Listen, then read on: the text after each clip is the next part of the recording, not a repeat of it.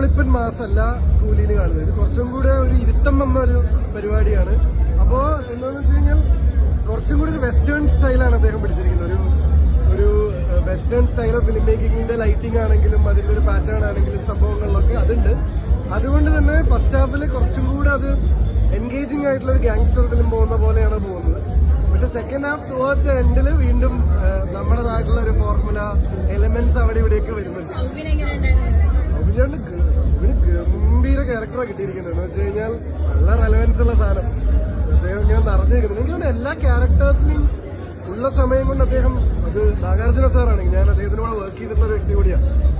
അദ്ദേഹത്തിന്റെ ഒരു സിനിമയിൽ ഞാൻ അദ്ദേഹത്തിന്റെ ഒപ്പം അഭിനയിച്ചിട്ടുള്ള എനിക്ക് ശരിക്കും അദ്ദേഹത്തിന്റെ പൊട്ടൻഷ്യൽ, അദ്ദേഹത്തിന്റെ ആക്ഷൻ കാലിബറൊക്കെ ശരിക്കും ഇവർ യൂസ് ചെയ്തിട്ടുണ്ട്. And I am very happy അദ്ദേഹം ഇതുപോലൊരു ക്യാരക്ടർ എടുത്തു എന്നുള്ളത്. കാരണം പുള്ളി അവിടെ സ്റ്റാറാണ്, അവിടെ നായകൻ ചെയ്യുന്ന ഒരാള് ഇങ്ങനൊരു ക്യാരക്ടർ എടുത്ത് ഭയങ്കര സ്വാഗതമുണ്ട്. നല്ല